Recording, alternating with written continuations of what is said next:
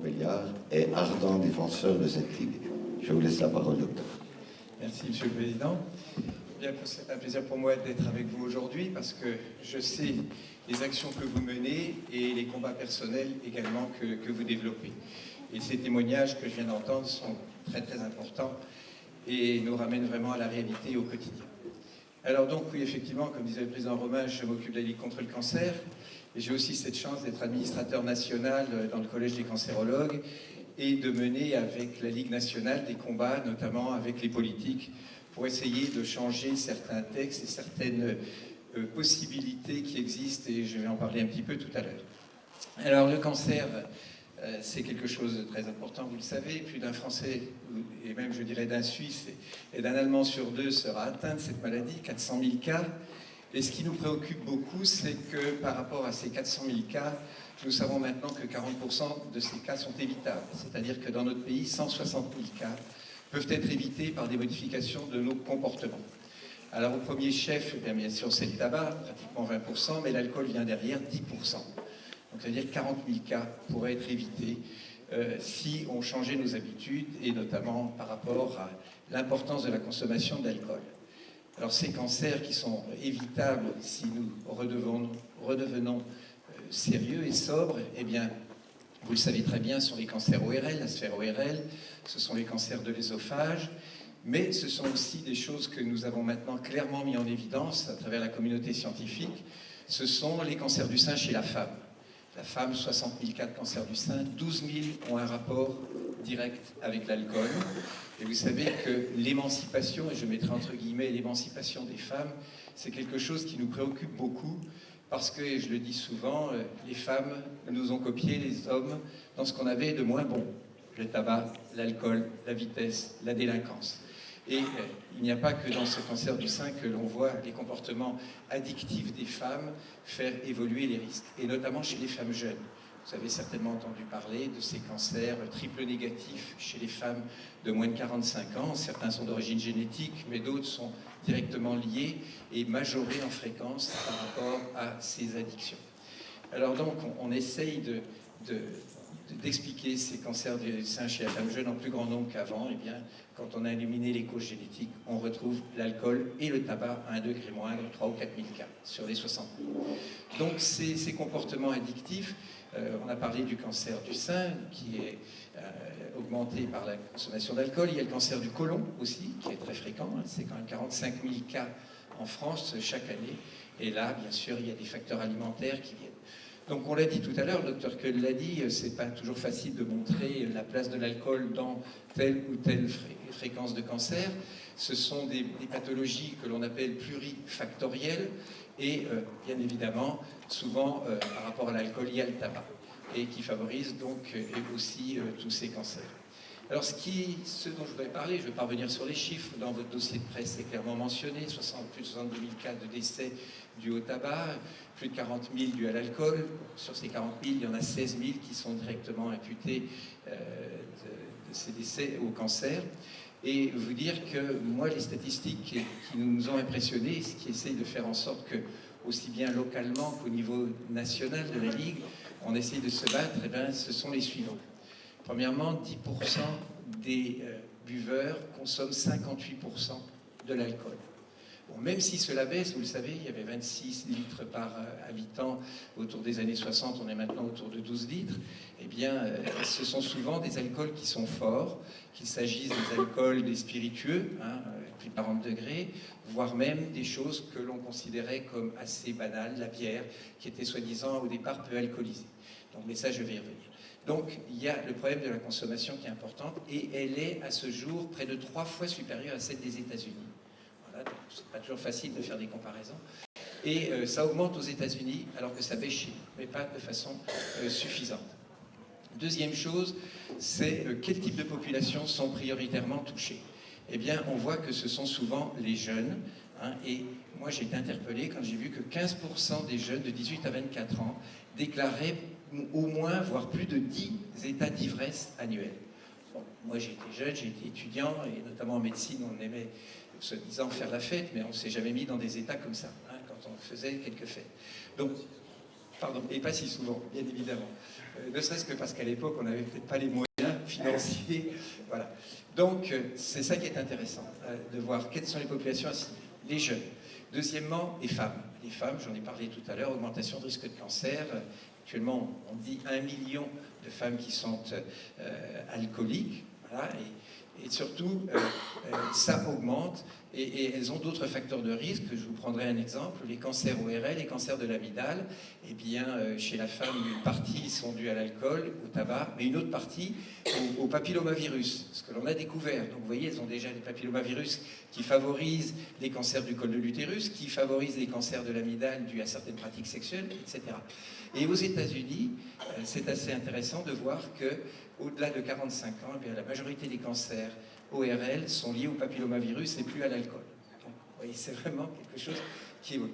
Alors donc, il faut cibler les jeunes, il faut cibler également les femmes qui, actuellement, augmentent leur consommation tabagique. Et je fais ce petit parallèle pour vous dire qu'aux États-Unis, la première cause de mortalité par cancer chez les femmes, ce sont les cancers du poumon. Alors qu'il y a beaucoup plus de cancers du sein que de cancers du poumon, parce que le cancer du poumon se soigne moins bien que les cancers du sein, qu'en plus les femmes ont beaucoup de facteurs qui les pénalisent, on ne sait pas encore pourquoi un cancer du poumon et des bronches apparaît avec une consommation de tabac moindre que chez les hommes, pourquoi le cancer est souvent diagnostiqué à un stade plus tardif chez les femmes que chez les hommes, et pourquoi elles répondent moins bien que les hommes au traitement. Voilà, donc pour ça il faut qu'on prenne ça en conscience. Et puis surtout, ce qui nous hante, c'est que les malades nous disent souvent, quand le diagnostic est fait, si j'avais su. Bon, malheureusement, on ne peut que constater, on ne va pas les enfoncer encore plus quand ils nous disent ça. Donc, ces statistiques nous ont fait réfléchir à comment essayer de lutter contre. Alors, au niveau national, la Ligue a essayé de s'attaquer au lobby de l'alcool. Ça a été compliqué, on a commencé par se battre dès qu'on a vu arriver sur le marché ces bières à 14, 16, 17 degrés d'alcool, avec des noms qui stimulent les jeunes, hein, qui les interpellent, cyclone, météorite, etc. Voilà. Et qui sont vendus en canette, vous le savez, de 50 centilitres. Donc vous avez dans une canette plus que ce qu'il y a dans une bouteille de vin classique à 12 ou 13 degrés.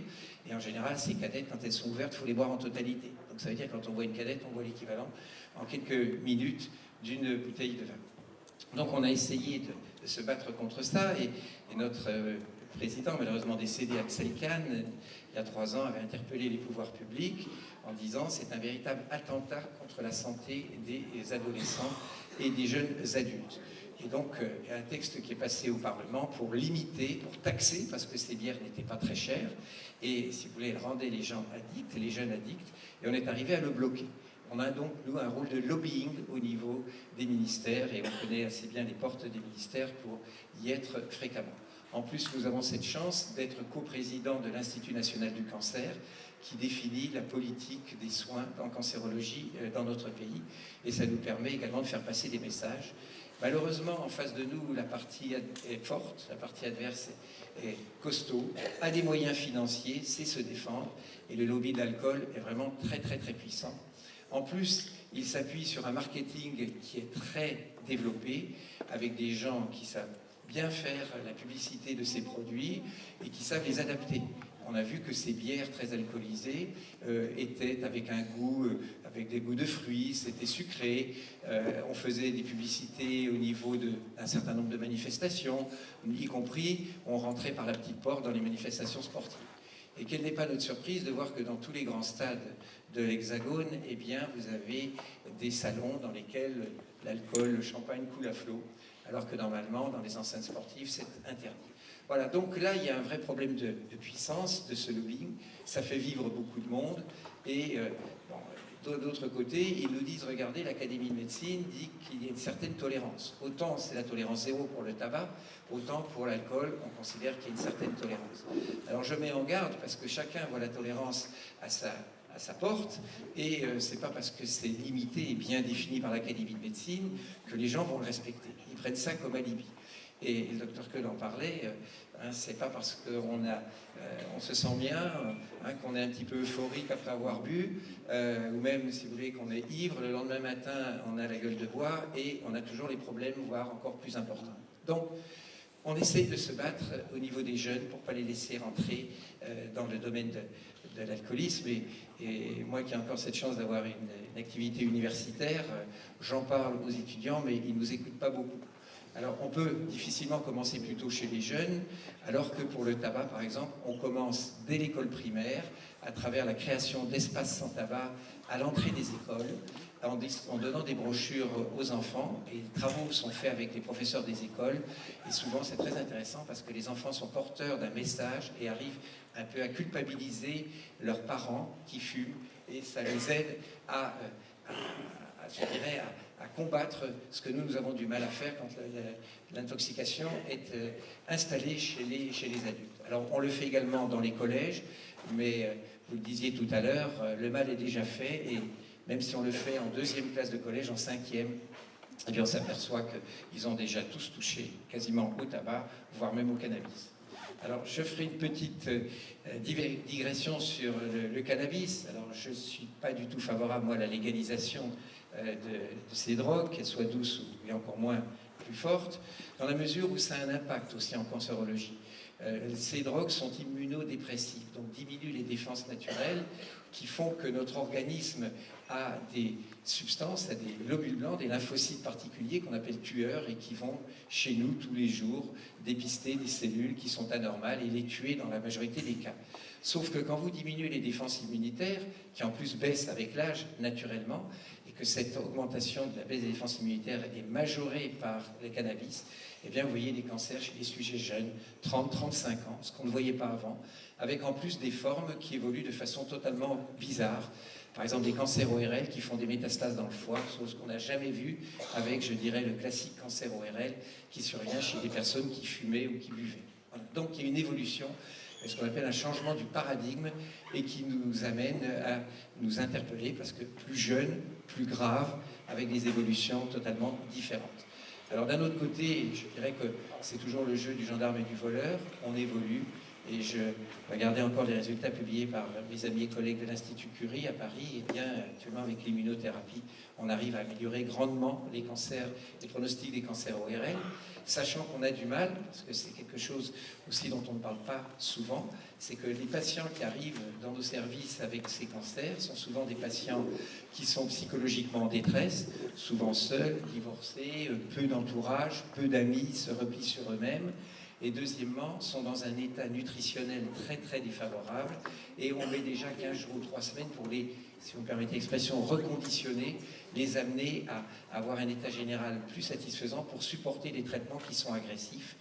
Et ce qui peut expliquer aussi que le pronostic n'est pas aussi bon, c'est qu'on a des problèmes dans l'observance du traitement. Ces malades se découragent quand il y a des effets secondaires et les traitements ne sont pas réalisés souvent dans des conditions normales et optimales sur le plan technique. Alors je le disais, ils sont entourés de personnes qui sont souvent des collègues de boisson, et j'ai des souvenirs très très fidèles à ce sujet-là, où je me rappelle, il y avait une équipe de 3 personnes qui venaient accompagner un patient qui avait un cancer ORL, et il vivait dans un foyer pour célibataires, de travailleurs célibataires, et je les ai vus au fil du temps, tous les 4 arriver. Il y en a eu un qui a été malade, et puis le 2e, le 3e et le 4e. Alors voilà, ça c'est une question qui est importante, c'est l'environnement, la prise en charge, et je sais que la Croix-Bleue fait beaucoup, que les personnes qui buvaient sont très compétentes et conscientes du problème puisqu'ils l'ont vécu, et c'est votre grande force par rapport à nous les soignants, où il y a toujours une notion ils ne connaissent pas bien et ils ne savent pas trop de quoi ils parlent, donc c'est pour ça qu'on est content, nous, de s'appuyer sur la Croix-Bleue, et nous avons un partenariat local avec la Croix-Bleue de Valentinier, et nous les aidons financièrement, et je vous recommande de vous rapprocher de vos comités départementaux de la Ligue contre le cancer, puisque dans chaque département, il y a un comité départemental, parce que votre action, c'est une action de soutien, mais c'est aussi une action de prévention. Et cette action de prévention, elle nous aide, nous, considérablement, pour aider les malades à se reconstruire et à ne pas rechuter, même si c'est difficile de l'éviter chez un certain nombre d'entre eux, et deuxièmement, nous aider, nous, cancérologues, dans ce qu'on appelle la prévention tertiaire. Cette prévention, c'est quand un malade a eu un cancer, c'est éviter qu'il rechute dans le tabac et l'alcool qui a été la cause de sa maladie. Voilà. Et ça, Vous êtes un partenaire et vous le faites bien mieux que nous. C'est pour ça que ces partenariats, nous les développons de façon importante. Et je crois que les ligues seront contentes de pouvoir s'appuyer sur vous dans les différentes régions, qu'il s'agisse de la France, de la Suisse, puisque la Ligue suisse contre le cancer est aussi très efficace. Donc voilà ce que nous faisons à travers la maladie cancéreuse. Et puis vous dire que nous avons tous un but, le même but, quelles que soient les associations, qui sont malheureusement en difficulté maintenant, vous le savez, partout, avec la crise de la Covid, beaucoup de bénévoles sont partis, les personnes ont recentré leurs moyens financiers, la crise avec l'enchérissement des dépenses pour vivre au quotidien ont fait que les dons diminuent. Eh bien, nous, c'est d'intervenir au niveau des politiques, autant qu'on puisse le faire, et surtout de soutenir les malades, et de parler un petit peu de ces actions, qui sont les mêmes dans les différents pays, et savoir que les malades peuvent être aidés par ce que nous appelons, nous, les soins de support, les aider à se reconstruire après une maladie, parce que quand on est pendant la phase de traitement, eh bien, on est pris en compte par les soignants vous entourent, s'occupent de vous, et vous avez un but, c'est supporter le traitement, le vivre le moins mal possible, et puis vous sortir de ce guêpier qui était la maladie. Et après, souvent, c'est la chute. Donc là, la Croix-Bleue doit intervenir, la Ligue intervient avec les soins de support, qui sont des soins totalement gratuits, avec une quinzaine d'activités, et ça permet aussi à des malades, des groupes de parole de se créer, de parler de leurs problèmes, et également, il y a des personnes qui ont des antériorités différentes par rapport à la maladie, et il y a toujours des personnes qui ont été traitées il y a 6 mois ou 1 an, qui vont servir un petit peu d'anciens et qui vont chaperonner et aider les malades. Et je crois que les malades entre eux font beaucoup, et on le voit à travers nos groupes de parole, nos groupes de sophrologie, l'activité physique adaptée, et beaucoup d'autres encore. Eh bien, on les voit qui, après, font un noyau et se rencontrent à l'extérieur de l'association. Donc ça, c'est important. Voilà. Et il y a toujours, vous savez, des personnes qui ont une personnalité, des malades, d'anciens malades, qui ont une personnalité plus importante que les autres. Voilà.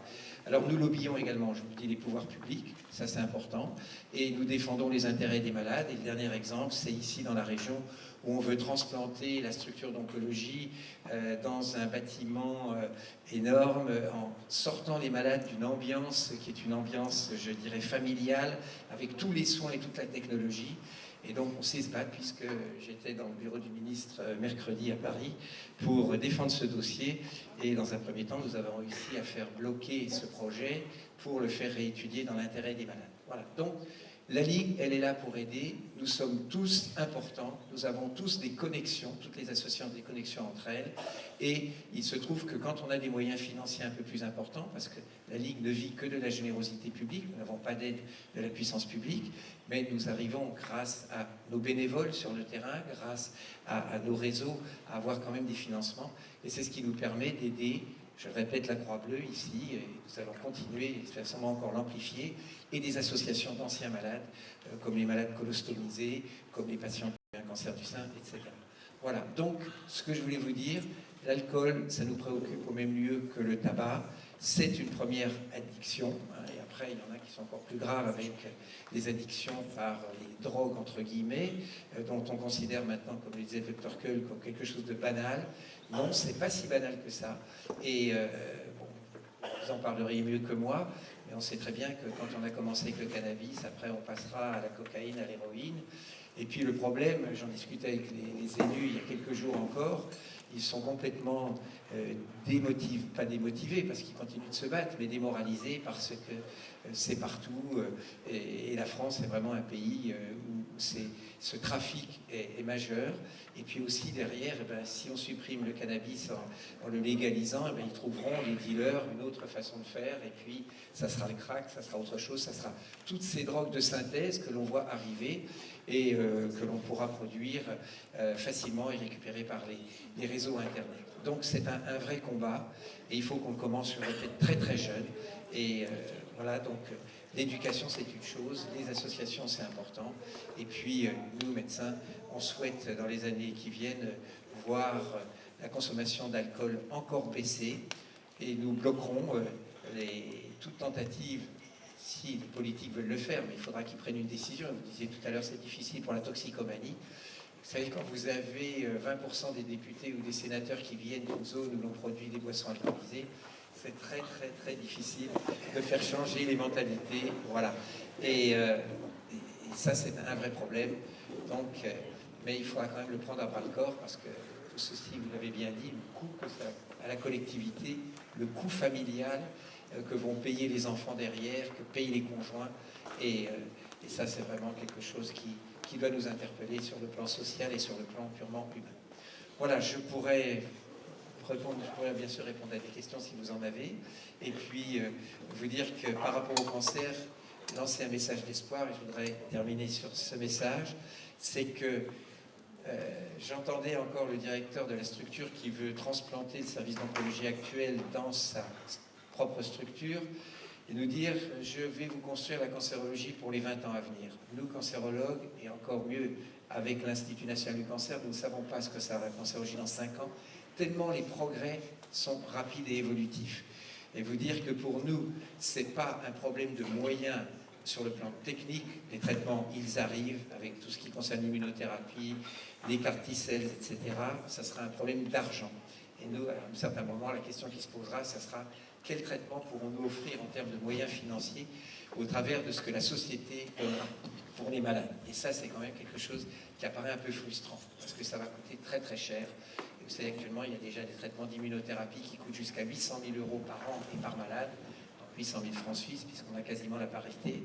Et par exemple, dans le cancer du sein, 1/5 de ces cancers qui bénéficient d'un anti-HER2, eh bien, ça coûte 150 000 € par an et par malade. Vous voyez, c'est ça le problème.